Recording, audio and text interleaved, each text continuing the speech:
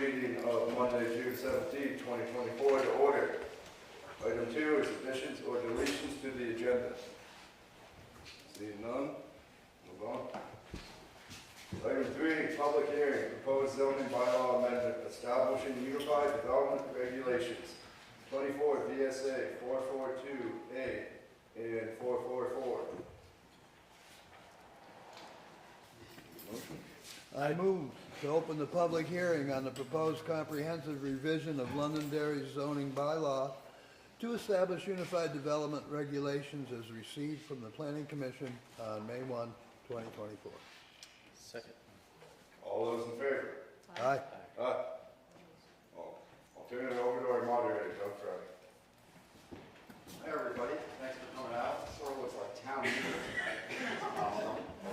Awesome. So before we get going, it's like town meeting, but it's not. Town meeting, we put motions on the floor, we vote on them, and all of that kind of stuff and so forth. We're not doing that tonight. What we're doing is hearing everybody's comments about the zoning, the proposed zoning bylaws, and the things we like about them. I'm not sure. I was at the last meeting and think that maybe a few people didn't like a couple of things. So you have an opportunity to say what you don't like about the zoning bylaws. I ask you to be specific, okay? So if you, coming up and saying these bylaws are terrible, we should throw them out, is great, but we have to have bylaws. And so really what we want to do is get information to the select board and the planning commission so they can make a better set of bylaws. I've talked to people on both committees, and they are very open and willing and happy to make changes so we have the best possible bylaws for Londonderry. That's the sense I get from everybody. So their comments, if they're specific and address certain things, will be very helpful for them to come up with bylaws that they like. Tonight, there's rules, different than town meeting rules. The select board gets to make the rules for a special meeting like this, and they're the final voice. Like at town meetings, sometimes you don't like something that I rule on, we have a vote, and you know rule and stuff. In this case, it's the select board that will make the final decision. So people who are allowed to speak, voters, property owners, and interested parties. So the select board did not want to limit it just to property owners or voters because there's other people that might have an interest. If you're, just flew in from Arizona or something like that, you don't own property in Londonderry, you're not a resident, you don't have a neighbor or anything like that, probably not the best time to speak tonight. So speaking time, each person will have 5 minutes to speak and can ask 2 follow-up questions, and I will try to keep time as best I can, and I'm going to apologize in advance because I'm going to screw it up, but I'll do the best I can. And you can ask a couple of questions. Will Goodwin is here. He's our zoning administrator. He's been through the bylaws a ton of times. He has some great comments on them, and he can answer the questions so people can understand the process. After everyone has spoken once you stand up to speak, that's it. You have to speak once, and then you have to sit down until everybody else has had an opportunity. When everybody else has had an opportunity, you have another 3 minutes to speak. And you don't have to use your whole 5 minutes, by the way. You can, you absolutely can, but you don't have to. All questions are directed toward the moderator, that's me, so we don't want to get into back and forths with either the select board or with Will or something like that. That's when the meeting starts to fall apart, and then we start to lose good information. So please direct all your questions to me. And before you speak, state your name. I know a lot of people here know each other, been here for years, and all that, but regardless, the secretary has to take minutes, and we need everybody's name. So please state your first and last name.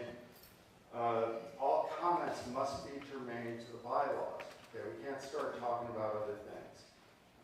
You know, it's great that there's a culvert up there on Route 100 that seems to be caving in, but that's not what we're here to talk about.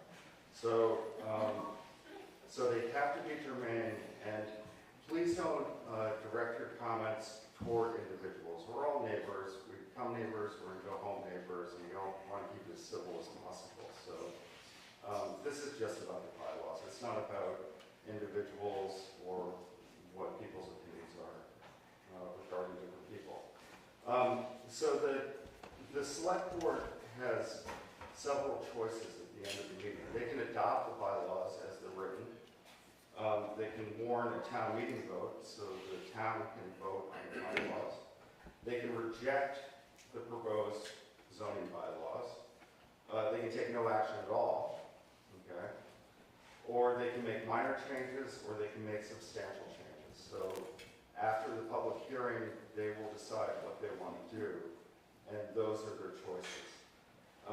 It's my sense, although, you know, I've been sort of cautioned not to say this, but my sense is that we will be talking about these bylaws for a while, and the public will have an opportunity to comment on them. Now, the select board could just vote them in tonight, and so that could be inaccurate.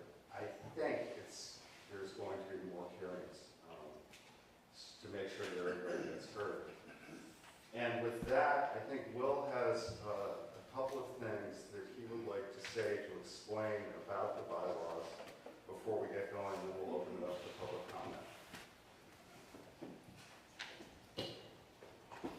Good evening, everybody. I'm Will Goodwin. I'm the zoning administrator in Weston, Langgrove, Peru, and Londonderry. And I've been doing this about 5 years. I've probably read more bylaws than everybody else in the room combined. And I don't live in Londonderry. I can't tell you what's right for Londonderry, but I can tell you what's normal. And what's normal for a Woodstock or a Dorset is not the same as what's normal for a Wyndham or a Jamaica. Jamaica doesn't have zoning, so you can go that direction, but when you do that, the state starts regulating stuff for you, so that may not be the best option. I got a pretty good idea of what state requirements do, so if people have questions about whether things were added because they're a state requirement or not, I can probably cover that. One of the big takeaways from the last meeting is people were reading the commercial requirements and thinking they were for houses. And the commercial requirements are for new businesses, and most of them don't apply to houses. It's like the rules for driving, CDL rules are different from the rules for driving a pickup truck. It's two different things. And I think it would be pretty easy to de-Woodstock this draft. But I guess I'm coming out and saying it's a kind of a Woodstock and Dorsey draft. There will still be some items which will be contentious after that, but I think a lot of it could be done in a new draft pretty quickly.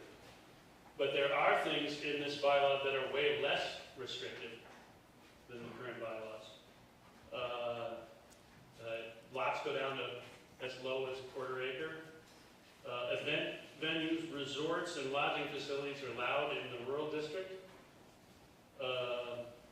Buildings can be as tall as 48 feet tall, which is the fire department has advised against. There can be industrial buildings taller than 36 feet. That would require a special hearing, but it can happen.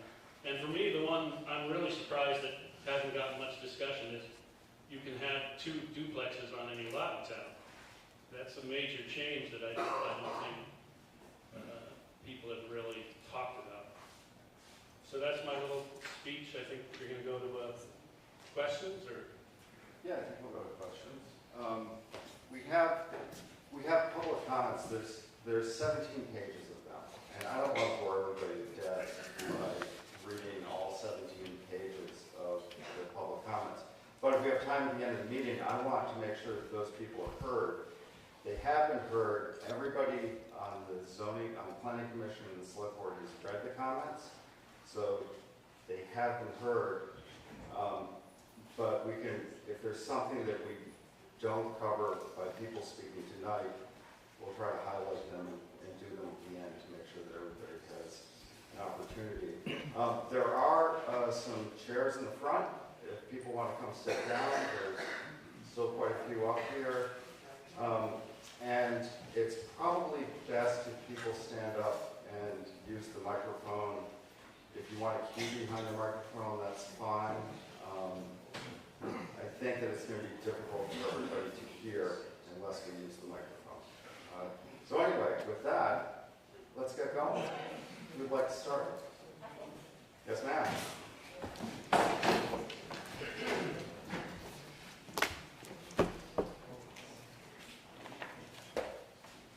My name is Pamela Spalding, and I'm referencing Section 3, Item 3226, which is titled the firewood processing.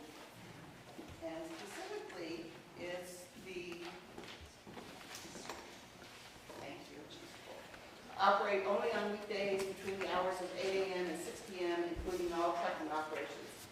And I'm wondering what part of Act 250 or the Vermont Municipal and Regional Planning and Development Act 24, DSA Chapter 117, and 10 DSA Chapter 32 dictates this, or is a state mandate coming down that has no regard to a person's livelihood. Specifically, this does not allow for the unpredictability of Vermont weather. It also doesn't allow for those that operate firewood processing on weekends to supplement their income from a Monday through Friday job. Okay, that section refers to like industrial level firewood processing, like the place in Westmoreland or the place in Manchester, or I guess Tony Kerjack would be the only one around. It wouldn't apply to a home business. Okay. And there's also exceptions for all of those conditions written right in that section. And how, my follow-up question would be, the individual homeowner would still be able to split wood on their property then? Well, a homeowner can do whatever they want. There's no regulations for homeowners unless you start a business. The only regulations for homeowners are setbacks and height requirements. Okay. If you start a business at home, there are some requirements which I think will need some discussion, some tweaking. But every town has rules for a home business in a residential area. Okay, thank you. Who's next?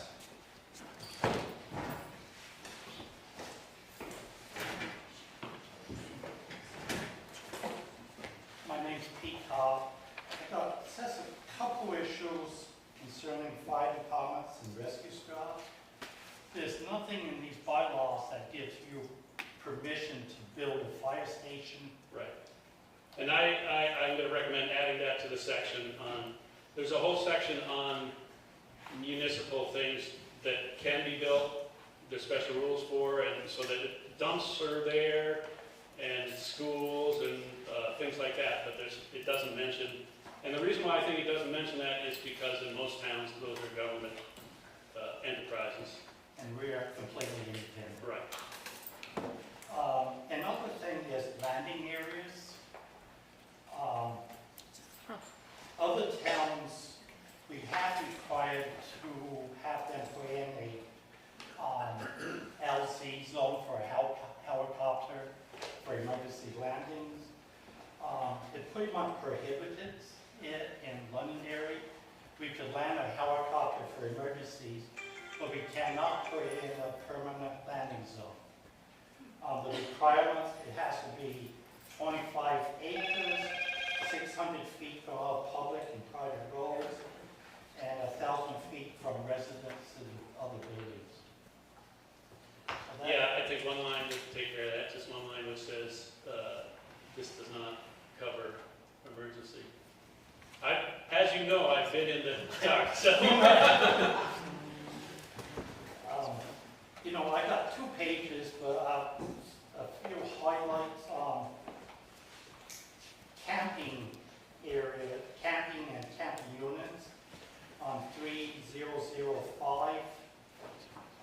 Basically, it almost prohibits campers, 2 units from camping. If your place is designated, you're going to need a camping permit. And it lists tents. You know, I was a scoutmaster for 20 years. Tents can be just two-person pub tents. If we had a scout troop there for a week, they'd be breaking regulations over a week. Yeah, same thing. I think that could be addressed with, you know, people who are establishing a permanent. Those are the campground rules are a state rule, but I think if it's less than 60 days a year, I think we wouldn't have to follow the state rule. And I'll pretty much end now, but you said maximum height is 48 feet, In 2 districts, yeah. but that's not to the ridge. Right, Well, yeah. so a building can be up to 56. like 60 feet. You measure the height of a building on a sloped roof from the bottom of the eaves to the ridge. Yeah, there's 3 ways to measure height on buildings, and then there's Weston's way, which is none of the above.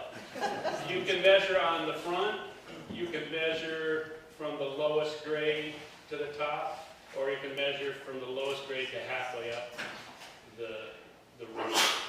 And I think that's the most common way,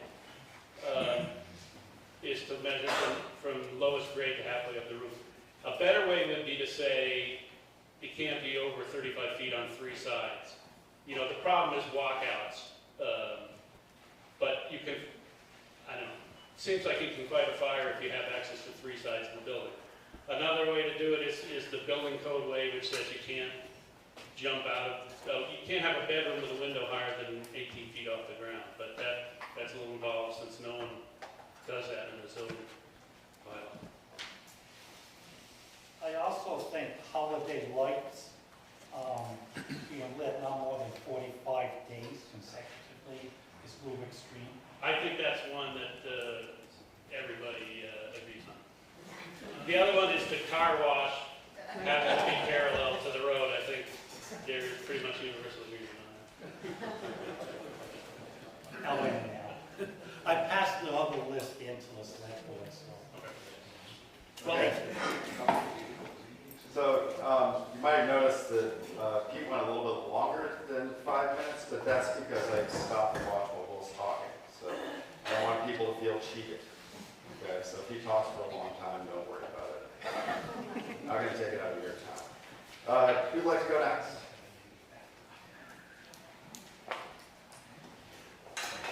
There's all kinds of people here. You must have something to say.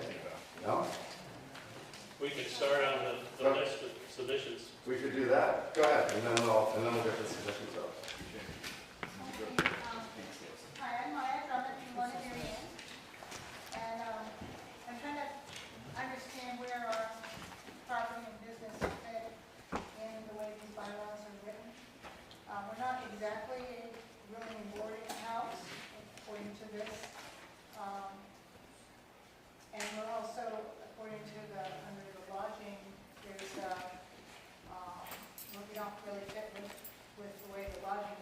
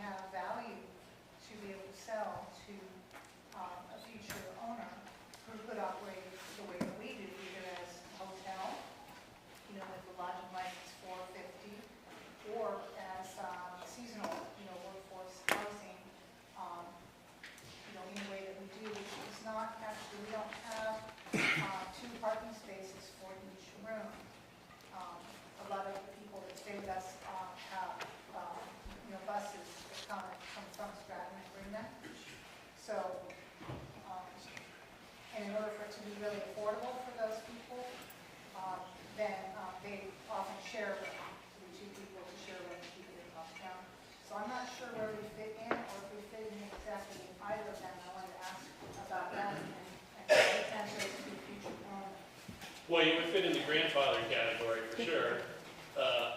But I think there should be a section of the bylaws that deals specifically with hotels that become boarding houses or rooming houses, lodging or rooming houses, because so many of the hotels in all the towns around have gone to either Airbnb or long-term residences.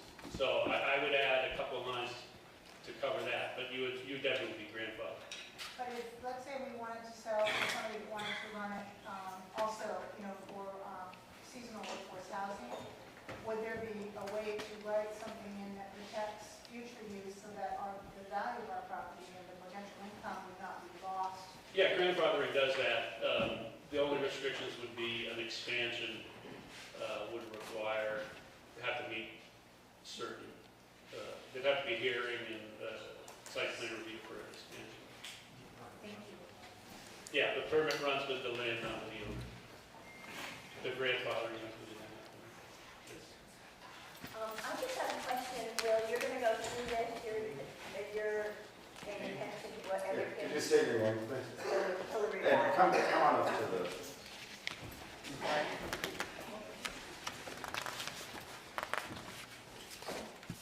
I'd like to proceed your question after we go through tonight. Bylaws will include what changes you're talking about now, and we'll reread them and then come back. Yes.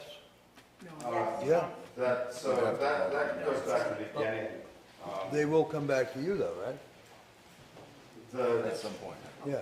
According to the piece of paper that I've been handed, okay, I have no authority on this, but this is what I understand, is that the select board has several choices. They could adopt it at the end of tonight's hearing. They could warn a special meeting vote. They could reject it. They could just throw it out. And as I understand, if they throw it out, it goes back to the planning commission. They could take no action. They could make minor changes, or they can make substantial changes. And that's, at the end of the hearing, that's up to the select board to decide what they want to do. So they will tell us what the next steps are. Correct. It's, yeah, it's on the agenda. So. And any changes would require another public hearing. And if there's any changes at all, it does require another public hearing. So, if See you I'm a again. person, I will bet that there might be a change or two. Fortunately, I'm not a betting person. So, would anybody else like to speak, or shall I go to the written questions? Come on.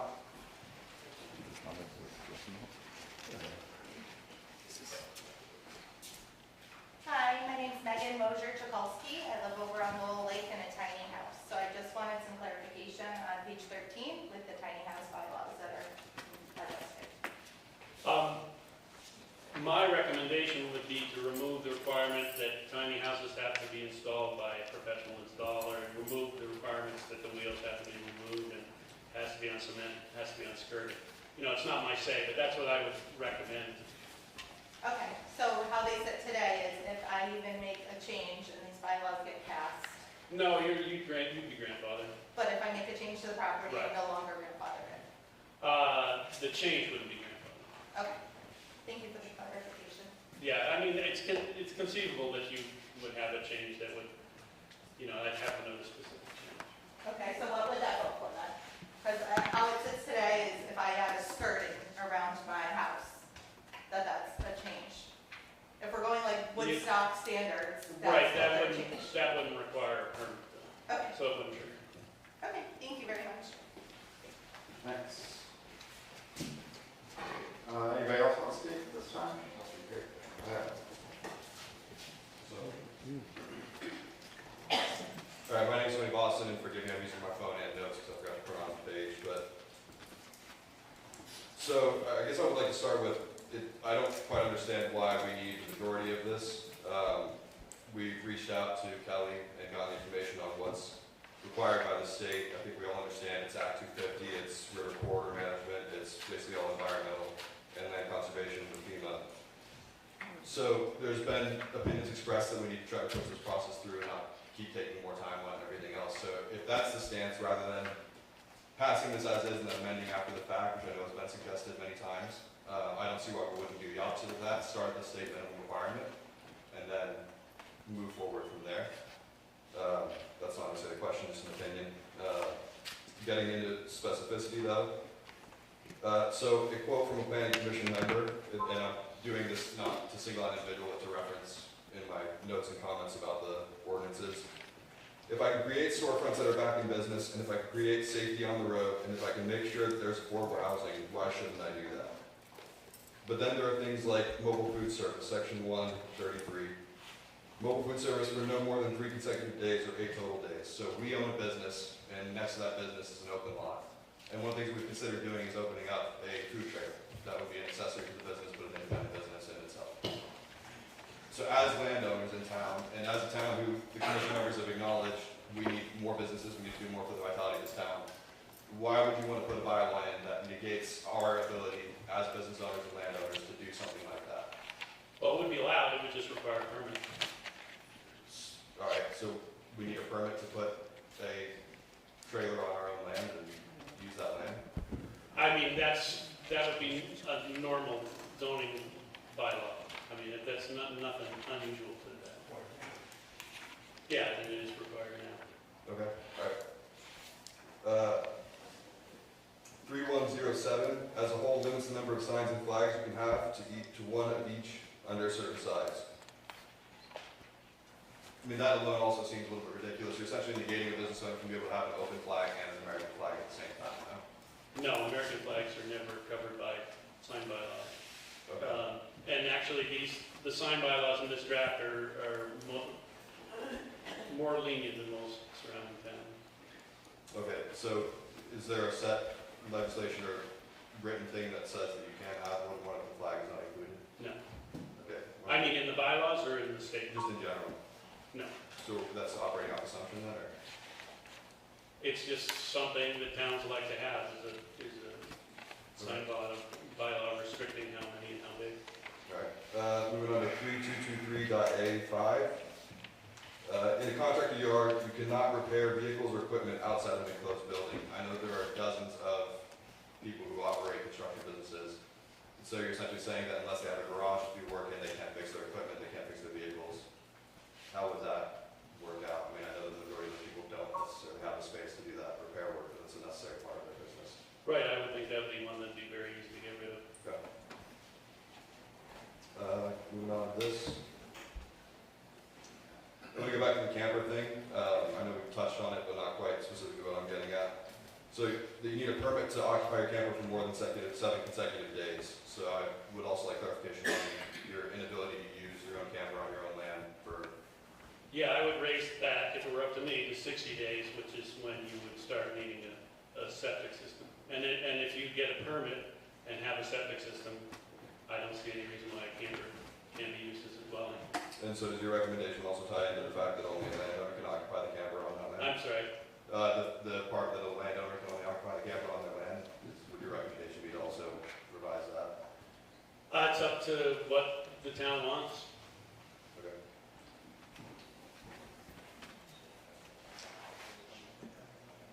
So for, I believe this is under home businesses, any area used for storage must be paved. I mean, we really, sort of, a number of these require paving, which is under section 3103, for example, under repair services, under home business. Yeah, it also, the bylaws as written also make parking lots over a certain size to be paved. Yeah, but I would favor getting rid of all of those. Okay. I don't, I just have to guess what people would want and what's normal. So when I express an opinion, it's not that I don't have a vote. It's just I think that's how it would come down. Yep. 3107.P2, signs must not have more than 3 dominant colors and must be compatible with the color palette of the building. I understand this for businesses, but I would just like to voice that that also seems a little bit excessively controlling and kind of down that HOA route where if a business wants to design their sign a certain way and use certain colors, it shouldn't be tied to and hindered by the color of the building they're occupying. Yeah, there's also a rule that signs have to be made by a professional sign maker. I think I'm not arguing not necessarily. those would all, what someone else did, and I think those could all use big objections or anything else. Okay.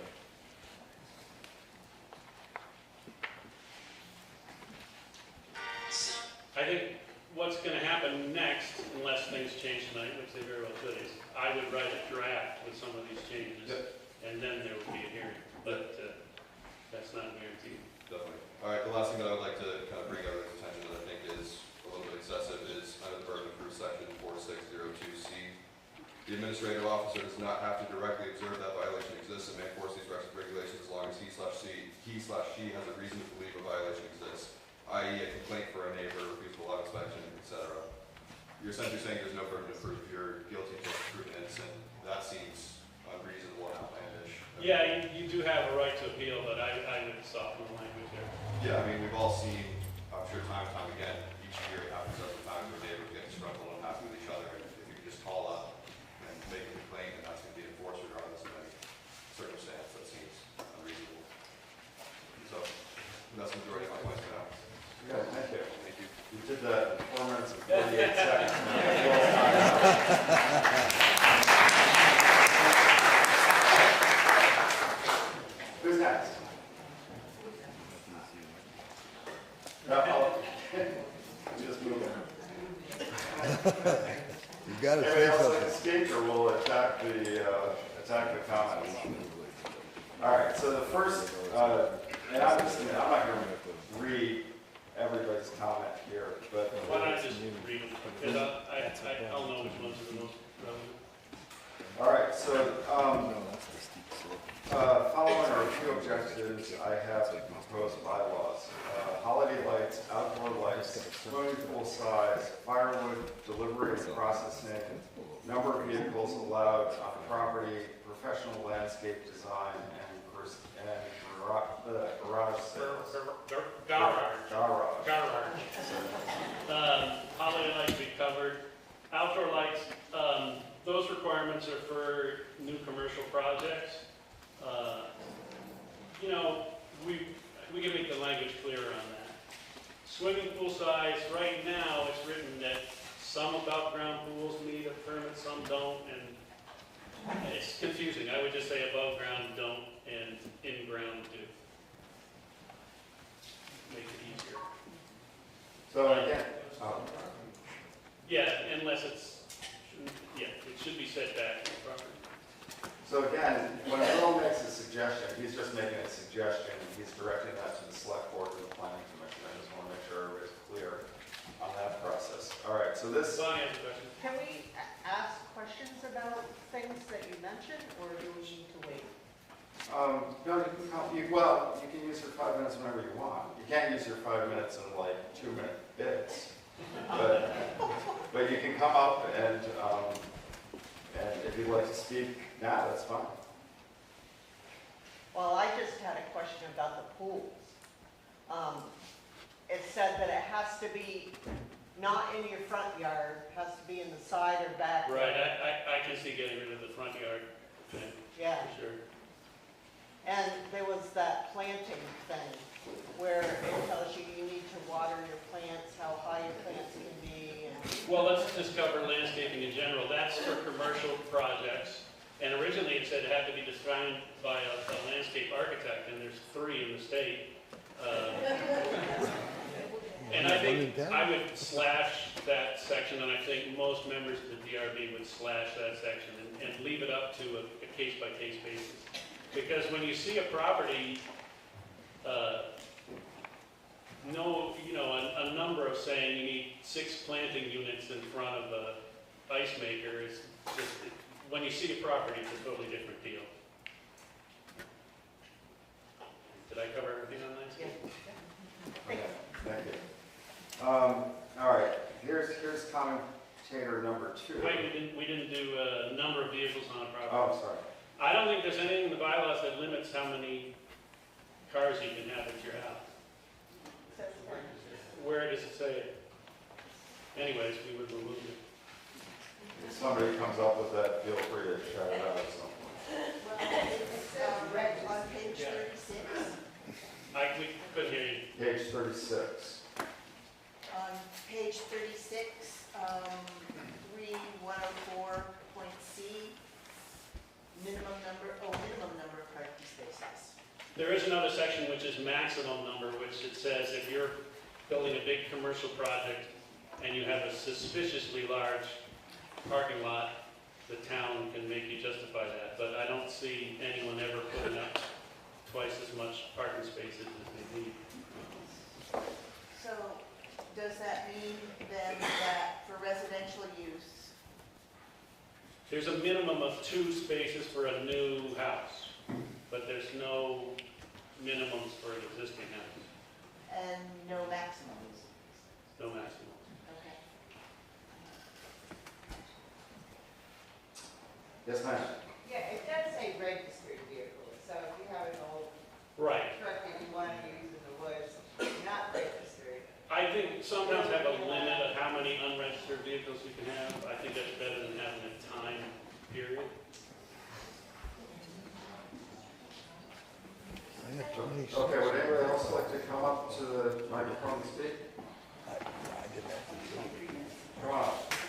You didn't already go, right? Oh, okay.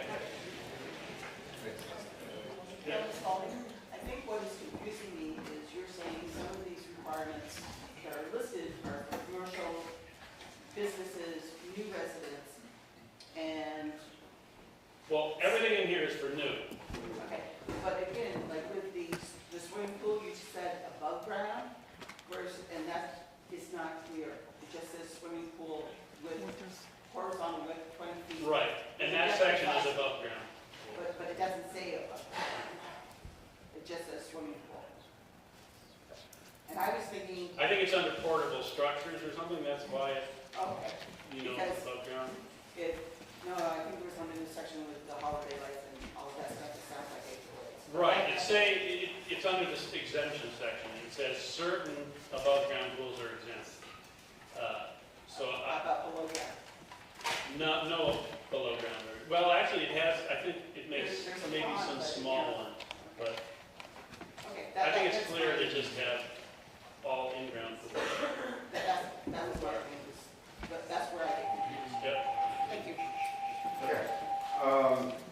All right, so we talked about firewood, vehicles, landscape, and garage sales. Garage sales, a lot of towns have rules about trying to keep you from having a permanent yard sale, but I would say, I think it's 3 days. I think it could be more than 3 days a year. And this person says, I own a 1-acre lot in Sherwood Forest that I received from my grandfather, a 99-year-old World War II veteran, 50 years, no longer in Sherwood Forest. My family and extended family has owned homes in Sherwood Forest since the 1970s. I've been visiting, taking extended stays there. I think the gist of this is the size of the lots. Yeah, there's a very strange rule in the current bylaws. It comes from the state. The state is trying to get rid of it now. That if you buy 2 undersized lots that touch each other, you can only build 1 house. And the problem with this rule is there's nothing in your deed that says you can't build a house on this lot. So you have to know that there's this rule hidden deep in the bylaws. And the new bylaws don't have that rule, but I think we have to add something that unmerges all the houses that were merged. But I think that's definitely a good change that's in these bylaws. Anybody else like to speak, or should I keep going on the, yes, sir. Come on. Jim Wilbur here. My question has to do on the use of town. That's quite a high hurdle to jump. But we don't know if it's legal to have a lower standard than that, say the driveway standard.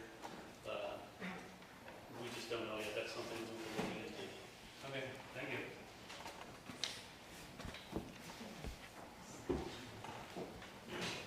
Okay, so, commenter number 3, this goes back to the height restriction. I think it's worth revisiting. It bothers me that we have a height allowance of 48 feet in VB in rural areas. I can't remember what VB is. Village business. Village areas. I can't remember what VB is. Village. Village business. village business in rural areas, we lack any fire equipment that will be able to reach it. Should get the fire chiefs to weigh in. It still bothers me that we have setbacks in different but similar districts, VB, VR, B, and U, that don't make sense. Should we make them all the same? And the last thing is, do you think we need to define home occupation and home business in the definitions? Does this impact wood processors? It does. I'll start at the end. Home occupations and home businesses are defined in section 3206 and 3207.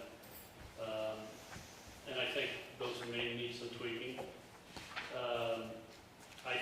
I feel strongly that there should not be allowed house buildings over 35 feet. And I think all of the dimensional standards should be looked at, just because I don't think anybody's had the time to see everything that's going to change with the new dimensional standards. I think we need some sort of a chart showing before and after, and then a discussion of what's right for the town. All right, commenter number 4. After the last select board meeting, I've gone through the final draft of the proposed Londonderry regulations and have compiled a list of some of the concerns that we have as a business here in Londonderry for the past 4 years. I'm not saying these are the only things we're concerned about, but we're trying to keep the list as small as possible and as straightforward as possible. I'll take these one at a time. So we have material storage, stockpiles of earth materials over 150 yards. It's not forbidden, you just need to follow erosion control rules, and I don't know if we need a permit to ensure that or not. That's something that could be discussed. Portable structures, zoning permit for portable canopies, garages, carports, trailers, containers, and greenhouses. It's currently a rule.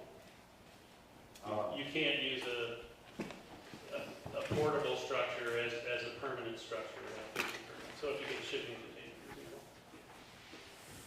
Okay, home occupation, 7 a.m. to 7 p.m., weekdays, 9 a.m. to 5 p.m., weekends. I actually have a question on this. I'm confused as exactly what home occupation means. The biggest difference is how many employees you can have, but you can have 2 at a home occupation, and you can have 6 at a home business. There are some other differences. The way the bylaws are written now, a home occupation shouldn't result in more than 10 vehicle trips a day. If you have more than that, it would kick you up to a home business. Stone products manufacturing, 8 a.m. to 6 p.m., including trucking operations. Well, that's for, same as firewood, it's industrial size operation, and that would be a very noisy business. I don't know if we need separate categories for industries. I think you just have one category, which is light industry. And the DRB can decide on a case-by-case basis. I don't think anyone's going to open up a countertop manufacturing business or a headstone manufacturing business in town. I think this one came up before, but it might be worth revisiting. Contractor's yard or unenclosed storage. Yeah, that wouldn't be for a home business. That would be if some business wants to have an area to store stuff and load stuff for other jobs. All right, I guess it says be located, landscaped, and screened in accordance with section 3103. Be fenced in accordance with section 3103 unless, 3013, unless otherwise established by the Development Review Board through site plan review. Yeah, and I'm going to recommend not making that mandatory. I mean, it would be that the DRB can decide on a case-by-case basis. Firewood processing, we touched on this before, but it seems like this was a contentious issue, so the more light and shall is probably good. Just the same thing, this would be for industrial style places that are running all the time. And I don't know how loud they are. I don't know how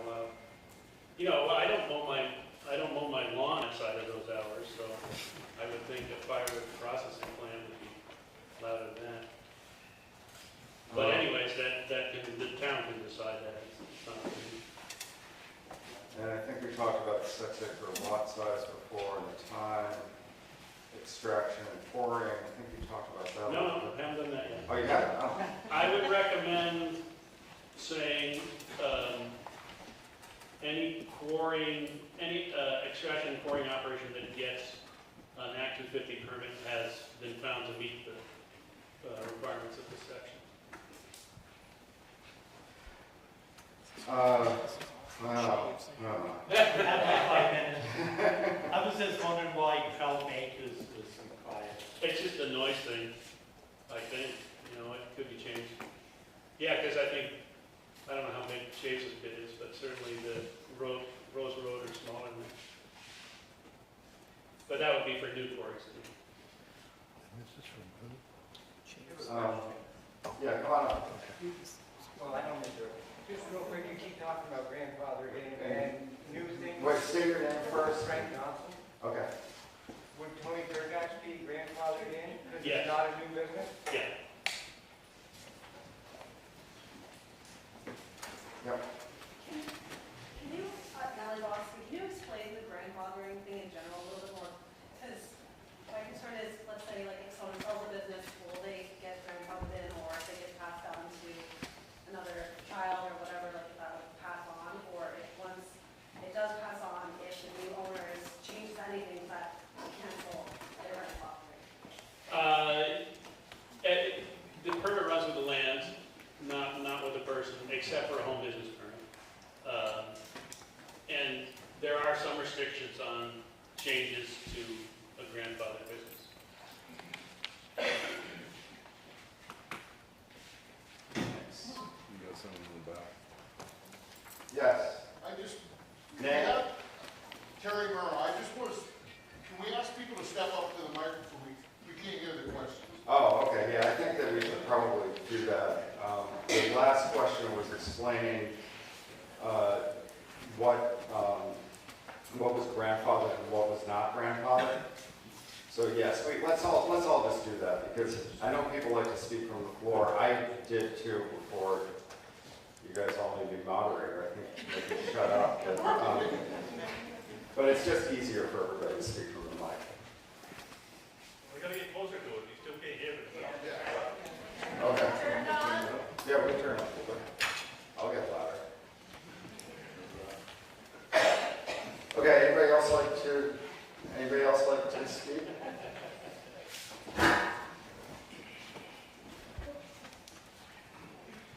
Hi there, Caroline Keating. I would just love some context for, like,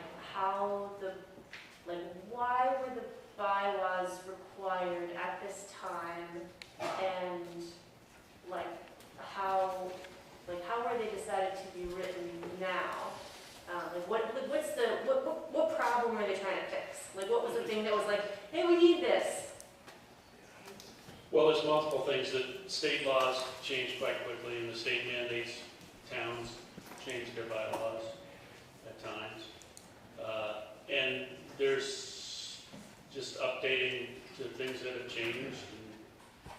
It's been quite a while, and also the planning commission has to move on pretty quickly to the town plan, which is another big project. So they want to get this over with. Thank you. Thank you. It's also, this is not new, it's been any worse since 2018 by the Plan Commission.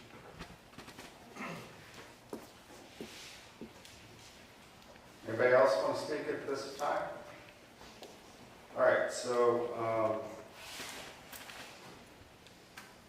This next one is about dimensional requirements, and it's pretty involved, and I think that all the dimensional requirements are on the table, and I think we need some sort of a chart explaining what directions things are getting bigger and what directions things are getting smaller. Mostly the acreage and the setbacks are getting smaller in the new bylaws, but there's one zone where they're getting bigger. all right, were you talking about number 6 or number 5? Number 6. No, 5. I was doing 6. You're doing 6. No, I think I combined them in my brain. But I think the answer is the same for both. The answer is the same for both. Okay, so just to explain, when you're saying dimensional changes, you're talking about the size of like the first floor, the size of the house compared to the lot, the size of setbacks, Yep, all of that. yep, and there's a lot of new names for districts, and there's a lot of new dimensions, and it's confusing, and I don't think it can be settled tonight. I think it has to be looked at. The big picture has to be looked at. Okay. All right, so, commenter 7, campground not operate from December 1st to April 15th, be located on 12 acres, not allow storage for campers. Yeah, I think all of those should be up for discussion. We talked about this, car wash doors may not face the road. I think that we talked about that a little bit.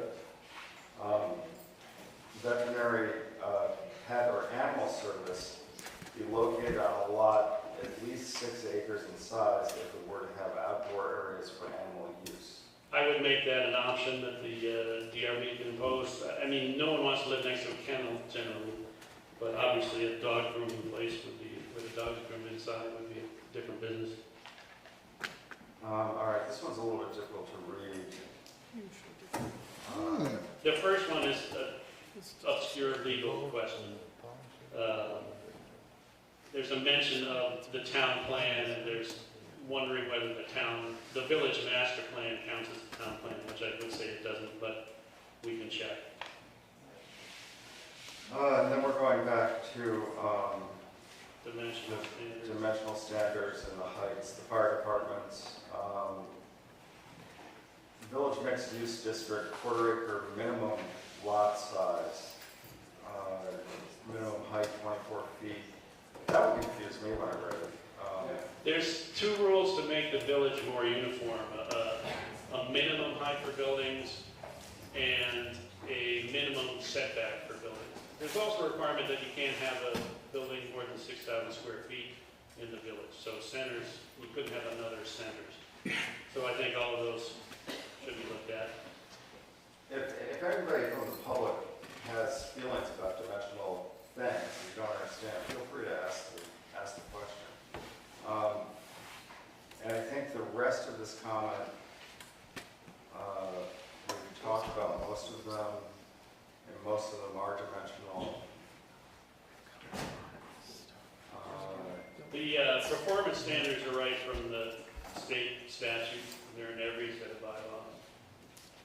Most towns have screening rules.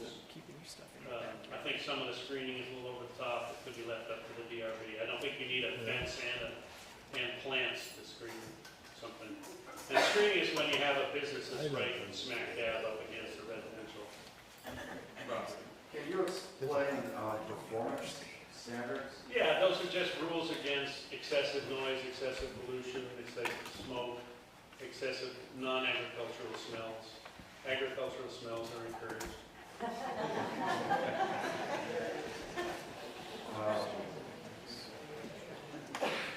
All right, this person says that performance standards are not enforceable. They're a state rule and they're in every set of bylaws, so. Anything that seems not enforceable can be appealed to the DRB and to the regional court, district court. And they feel the same way about screening, is that it can't be enforceable. They wrote it in big letters, so I wanted to mention that. Home occupation, we've already talked about that a little bit. Contractor's yard, firewood processing. Yeah, we talked about that stuff. There's a question about, it says that the zoning administrator can do inspections. That's zoning inspections. It's not structural building code inspections or electrical or fire. Right, all of that's up to the state to do that. Holiday lights again. The mobile food service, the town can have whatever they want, but I think if someone sets up a permanent business, it's a good idea to Yeah, have it's a some business, kind of control it's over a parking. business permit. Make sure they have state permits. Yeah, I mean, that kind of makes sense, right? Because if the mobile business is right around the blind corner, Yeah. it can be a hazard, so,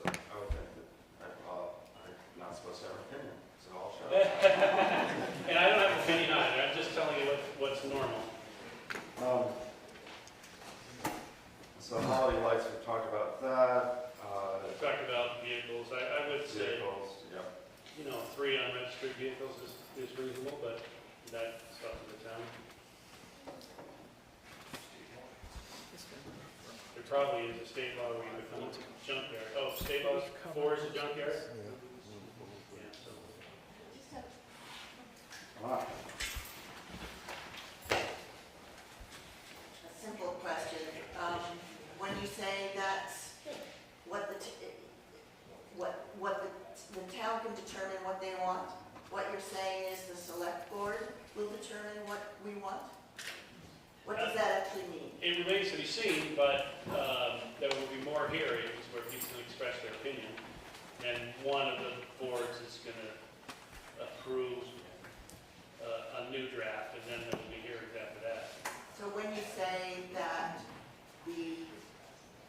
it will be determined by what the town wants, that's just an umbrella for the whole process? Yes. Okay. And I think the next step would probably be me writing a draft with stuff we discussed tonight, change, and then some board is going to have a hearing on it. Okay, thank you. All right. Anybody else have comments? We'll press on with the written stuff. Campers again. So we've got campers, we've got screening, we've got Material storage, vegetative. tiny houses we've done, portable structures we've done, swimming pools. Pools cannot be in front of the house. Yeah, I don't think that's one anyone's gonna die fighting for. Home occupations, we talked about that, lodging facilities. This might be worth just explaining a little bit again. Lodging facility must be on at least 5 acres if located in residential rural districts. Maximum number of guests is no more than 24. I guess we talked about that earlier. Yeah, I think that's gonna be more controversial than when people know what it is. It's basically a hotel, an event facility is basically a big bar, and there's one other in that category. But what's with that? A resort. You know, I don't think most people want a resort in their next door, given that people who come to resorts have different bedtimes from we do. But there's rules. If somebody wants to build a resort someplace, they... Right, I'm just not sure it's a good match for the rural district unless there's a good, good big piece of property it's on. And then you wouldn't want it right up against the boundary either. I think you want some rules about how far it would be from residential uses. I live next door to a theater, and actors stay up. Some people would like that. So I understand. All right. I keep looking down at my notes here. Anybody else want to get up and speak on the floor? I don't want anybody to feel like they're not being heard. All right, well, we'll keep going. So, this is all the same kind of stuff. Vehicles, repairing vehicles we've talked about. Firework processing we've talked about. Extraction and pouring we've talked about. Repair service. Talk about signs. We talked about that. Stone processing we've talked about.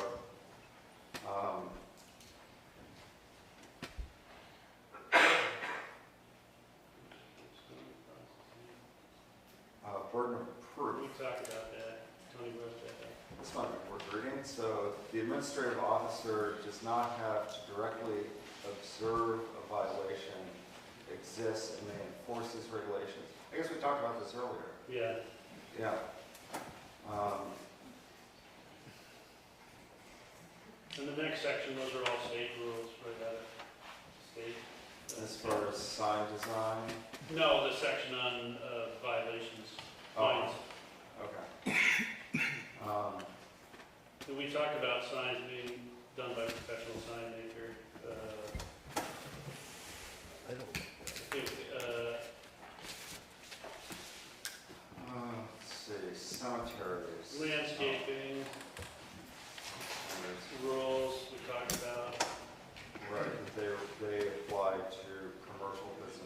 Yeah. not people's homes. Good. Planting and maintenance, that also, for this commentator was concerned about, planting and maintenance, landscaping must be installed in accordance with accepted nursery and horticulture standards. Watering is necessary for at least one growing season after installation. Mulch. I think that could be on a case-by-case basis. I can't think of many places where you need that kind of enforcement. Yep. I have a question, You gotta use the microphone. the property that's grandfathered in, let's say, suffers some kind of a loss, let's say have a fire, and then the insurance covers, rebuilding the part that was damaged. And let's say the insurance amount isn't enough to replace exactly the same square footage and everything the same. Would the grandfather status be lost if the rebuild was limited a little bit by what insurance coverage is available? No, you could definitely go smaller. You would need a hearing to go bigger. And also, if you just let a building fall down, that wouldn't be considered a natural causes that would grandfather you. So if you just don't repair a roof, I can think of one business in town that has a leaky roof, but if that just fell in, it wouldn't have a right to rebuild without. Yeah. Okay, so if you have to rebuild because of a loss and insurance on the coverage. Lightning, fire, flood, yeah, you can go smaller. You still keep your grandfather Yep. cost. Okay. I think there is a 3-year limit to get a permit. Yes, sir. My name is Jeremy Gorkin. I appreciate that the administrator and the moderator are talking about further procedures. Well, this sort of preempts the issue that the select board could adopt the bylaws tonight after this meeting.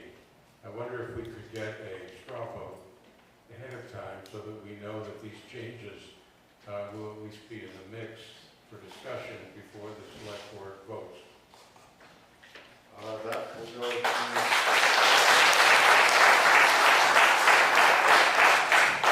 We're missing one right now. Do you want to address that? What? Yeah, I can. What are we doing? Oh, we're missing... What are we doing? So the question is whether or not a straw vote can be taken by the select board as to whether they're going to adopt, No, no. or what the body wants to know We're what the almost at the select end board's thoughts of are. the written comments. It's all public meeting after this, and we're discussing. All right, so we're, We're essentially done with the public comments. We have some comments from DRB members, Right. which are a little more technical, and they sort of refer to my answers I gave the other ones. Esther or Paul, do you want to talk about any of your?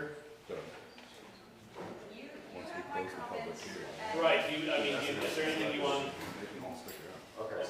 So it sounds, you guys are pretty quiet right now. Yes, sir, you can come up.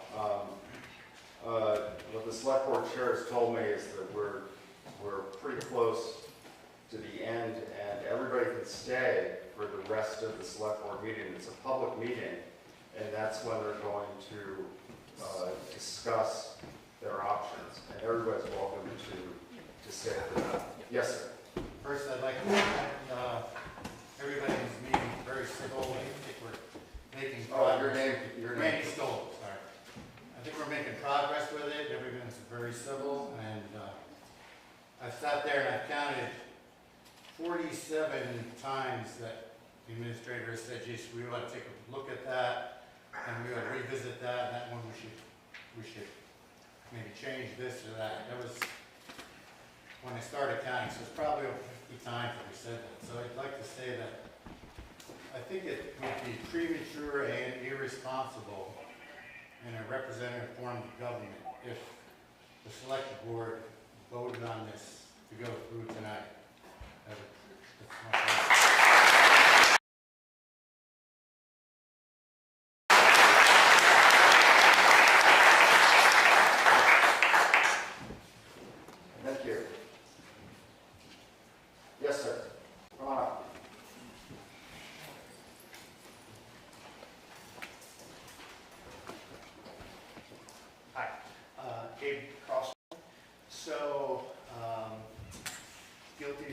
researched, I've only just been watching online, haven't been paying too much attention like a lot of people. One of the planning commission people, I believe, stated that this source. So a lot of these are very generic bylaws that are for other towns, other states. Londonderry is not Woodstock, we're not Dorset, we're not Grafton, we're never going to be that. And a lot of these are for towns like that. I hope that the select board listens, thinks this over. I would like to know, you keep saying that the state is mandating a lot of this, or some of them. My suggestion would be to the select board to just add in what's needed. Why are we redrafting all this? It seems like a lot of nonsense. It's a lot of waste of time, I think. People came out, it's hot. I got out of work early to come. It just seems like it's a lot of BS, honestly. I'm not sure why it's being pushed. Seems like it's maybe for something bigger down the road, I don't know. But I hope the select board just thinks it through and listens to the people. Thank you. Thank you.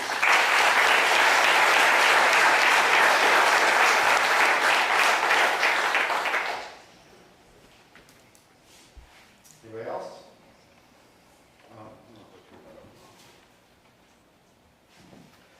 Okay, so I think we're down to non-commercial short-term occupancy of camping units. A landowner may have up to 2 camping units on property that are occupied by non-paying guests. No zoning permit will be required. Occupancy is limited to not more than 7 consecutive days in a total of 14 days in a calendar year. I find this restrictive, with Londonderry being a popular summer and fall destination.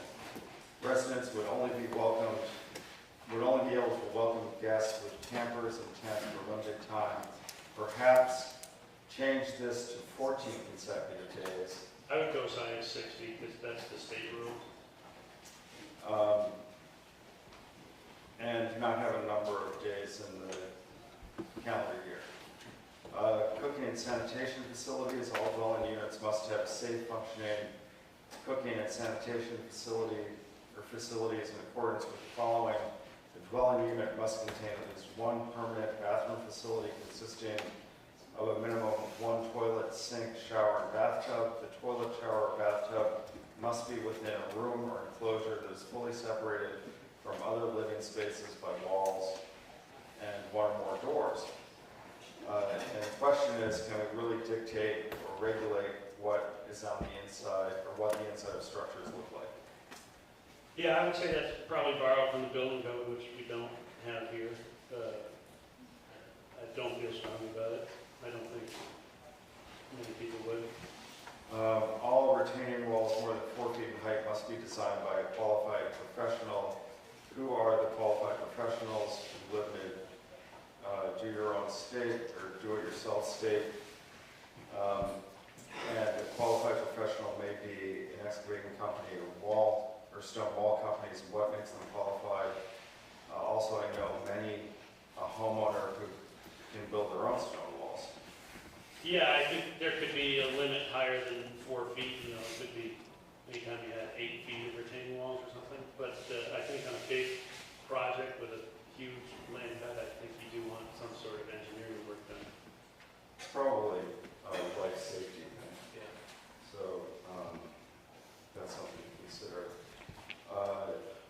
Multi-unit developments. The following standards apply to residential development intended to accommodate multiple manufactured homes, tiny houses, or other structures built on chassis. We talked about this before.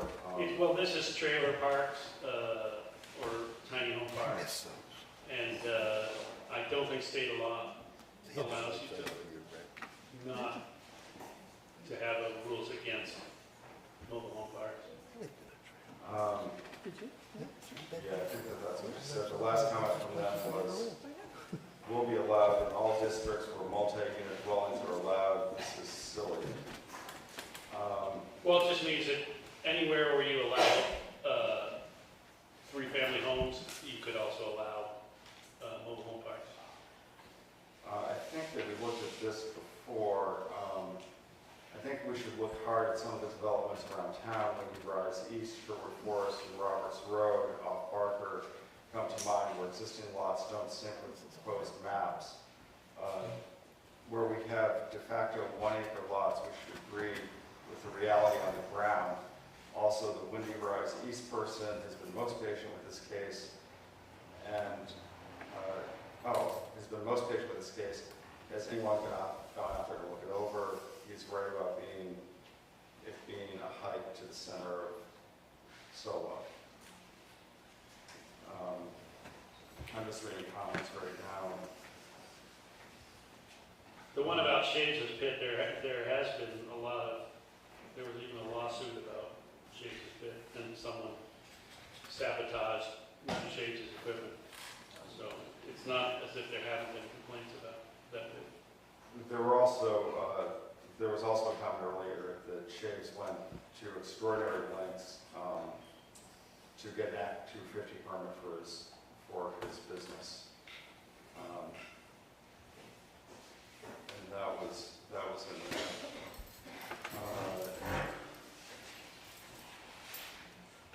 So the attention and comments that trailers, campers, and RVs are getting concerning. I think we want to prevent substandard housing, e.g. the Williams case from a few years ago, as well as the safety of having stormproof foundation, etc. I think we want to prevent RV storage sites from growing out of control. E.g. Alexander seems to be collecting campers. Is this a business? But otherwise, we want to reassure owners of campers that they can park them in their own driveway or yard. But I don't think we want to encourage a bunch of them in one place. Unregistered vehicles or campers are a real thing. We want to have reasonable limits on it. Big source of neighbor-to-neighbor conflict, been there. I think that's where comment number 1 was going. Firewood processing, I don't think we want to regulate, and I'm not even sure we can regulate it. Processing is a different item. Some are allowed and others no more than a skid steer. See Howerson, HWP 140B, I want one, exclamation point. Can we get together with the different firework processors and see what they think is reasonable? Tag sales, I'm not sure if there's a regulation on tag sales. Yeah, there's 3 days a year max. Home occupations versus business, you talked about that. You can go there anytime.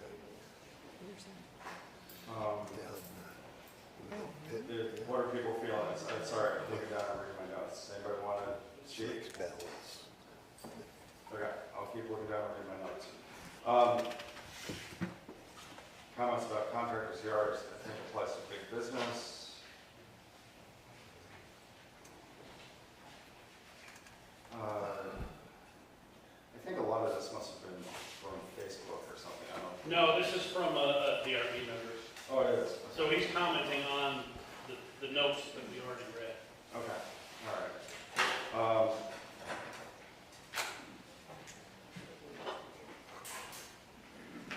Retaining walls are dangerous if done poorly. Minimum height should show consistency. I think that we've covered most of this. I have some comments of my own. Okay. I think I already mentioned allowing 2 duplexes per lot. I think that's really been discussed thoroughly. And I think the minimum heights and minimum setbacks we already talked about. There's also a rule that a barn, unless you're a farm, can't be higher than 24 feet tall. there is a provision where an industrial building can be over 36 feet tall if there's a hearing and it passes. That would be an industrial building, not something someone's sleeping in, but I think we should check with the fire chiefs on that. I mentioned that. It seems to be a rule that you can't own your own building lot in a subdivision in the rural district, but that's some deep diving into the wording that I have to do. Figure that out. And those are my comments. I mean, I have more, but those are the big ones, I guess. So that's the end, yes, sir. Come on up.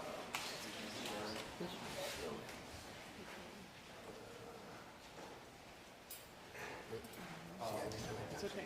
My name's Donnie Wooten, we own Snowden, we're on Route 11, and I've got 2 questions, and then I'll have a follow-up. One rule that you have is about people staying short-term, and it says a 30-day limit. We don't do a lot of it, but we do some versions of the workforce, whether it's been traveling nurses or skilled labor coming up for a period of time. Would we fall under that if we have them for 32 days? Or do we have to kick them out after 30 and have them come back 2 days later? I think that has to be changed because every inn and hotel is going to be, I don't think there's going to be that many regular old inns or hotels left. I think there has to be flexibility there. Second one is with lights for business. Lights have to go off at a certain time. We have guests that come in at 1 in the morning. Do we have to have our lights go off at 10 o'clock at night? Or can we keep them on? Because there's a time limit in there stating how long we have lights on for. Right, I would think that would be better to do that on a case-by-case basis. The theater next to me has, I don't know, maybe 15 streetlights, and then the building is lit up like New Year's Eve in Times Square. But everything goes off at 10, when they remember to turn it on. So there's a situation where, and that theater's right up against a residential district on 3 sides. And so I think it's reasonable in that case to have a time limit, but obviously something that's on, right on Route 11 and people come in later than 10, I would think there has to be some kind of limit. And then I have a procedural question. Earlier, meetings earlier, it was suggested we just slam this thing through and then fix for unintended consequences. Let's say something on that version happens. What's the process for fixing that unintended consequences? Only because this has taken 7 years to get here. And if we find a problem, how long and how many special meetings and how many recalls and how many votes are we going to have to fix an unintended problem? Because that's where I think we should go with just do the state minimum and then do the law process of putting through what we want to put through as opposed to slap it all in and then fix it later because I don't feel it's going to be quick. Do you want to address the procedural question? Or do you want to? She gets part of the next part of the meeting. Well, it's a question come up. I think it's your man. Do you want to address it? Yeah. Okay. Shane O'Keefe, Town Administrator, so I assist the board with some of the procedural work that we've been doing. But I know some of the thought here is that the board could, as Doug mentioned earlier, adopt tonight, reject it tonight, do nothing, or make changes. Just sort of changes that are discussed. I don't think that's really going to happen. And what could happen tonight, my sense is with the board, I can't speak for the board by any means, but I think the prudent move would be for the board to sit down and go over all these changes that have been discussed and find another, create a revised version. My sense is that, given the tenor of the board's discussions in the past, we're not going to have it approved. It's just my sense. I don't know where the board's going to go, but I don't think it's going to get approved tonight, politically or logistically. We're going to see this go on for a number of weeks, if not months, of changes, and eventually, as mentioned earlier, you'd have another public hearing or 2 or 3 to go over what those changes might be to reach a good consensus. But what would the process be to fix a problem? The same thing we're doing now. Yeah, if the ordinance gets, just like we've done in the past, actually, we've been in instances where changes needed to get made. There's a process state statute where the planning commission recommends changes, and they bring them to the select board, as we've done now. Select board either adopts, changes, or rejects, and then it's a kind of a circular, iterative process. But it's only a single process that you go through with its under statute. The plan, but it has to originate from the planning commission. Sorry for that long answer. We're down to repeats.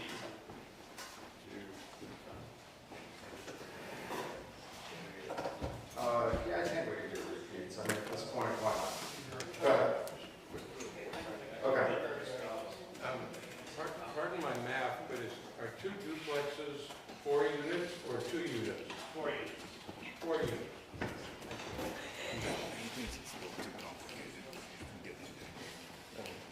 Go ahead.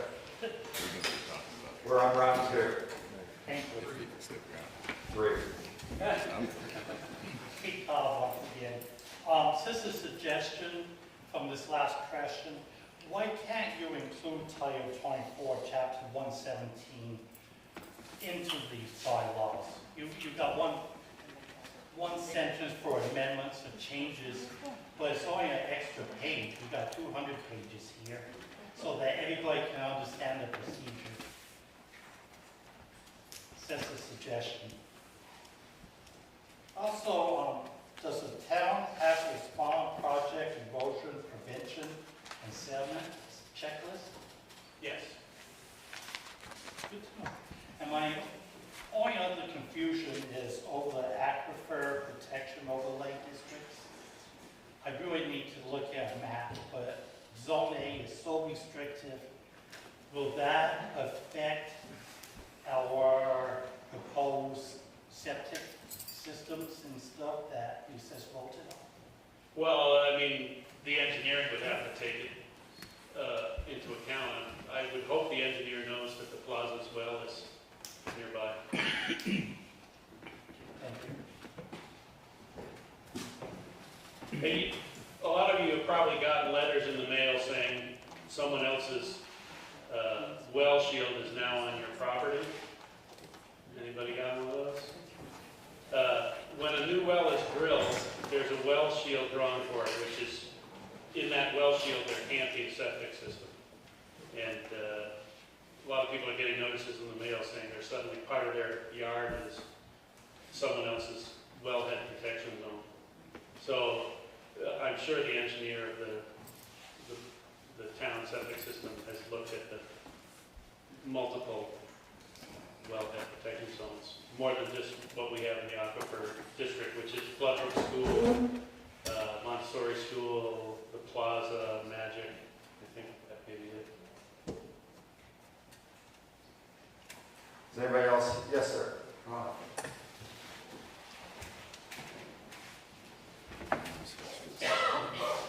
Hi, Robert Wells.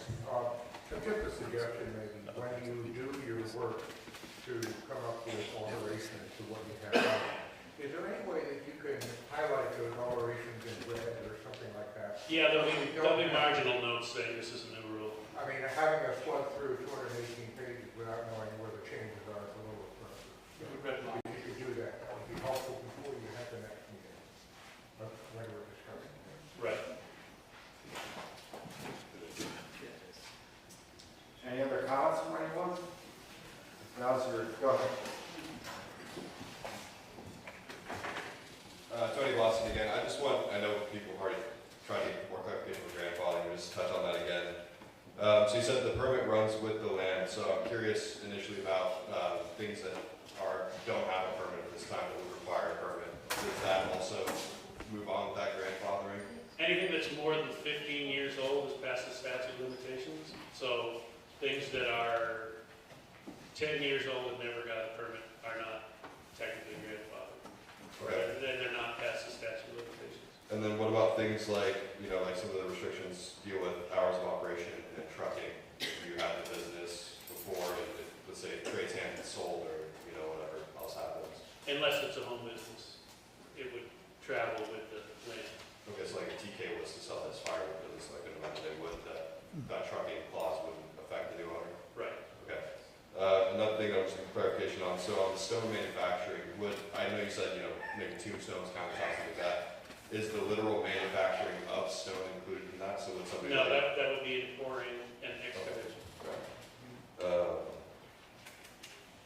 think that's the main things that I wanted to clarify. I do want to say that I think that not being able to have your vehicle for sale on your own property for more than 30 days is a little bit unreasonable.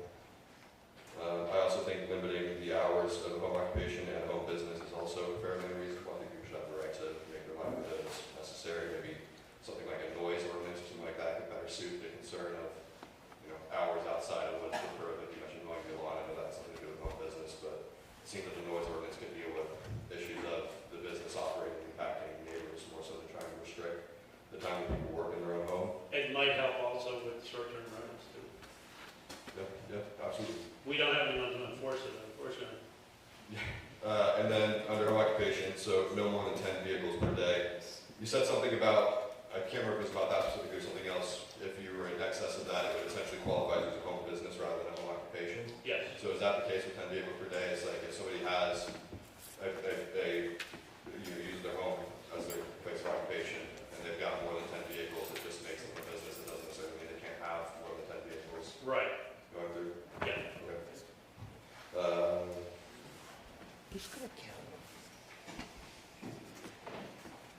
Oh, the last thing is just the firewood processing. I looked through both the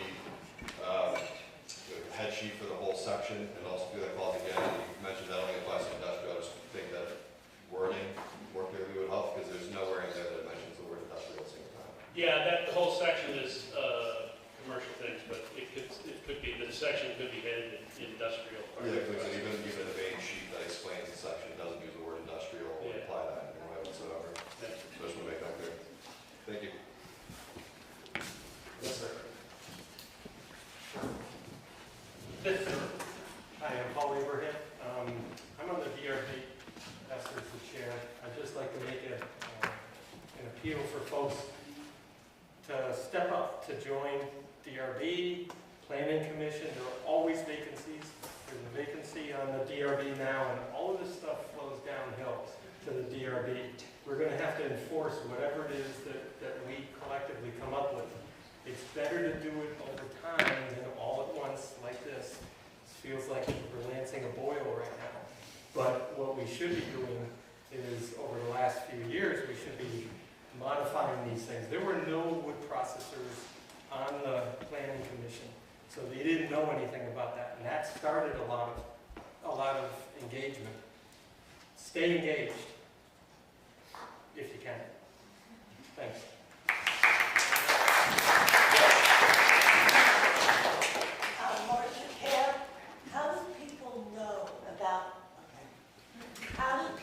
Know about the openings on different boards? We posted them at the town office, at the post offices, and on the town's website on the front page. Okay. I need to update it, but we do advertise that. Okay, thank you.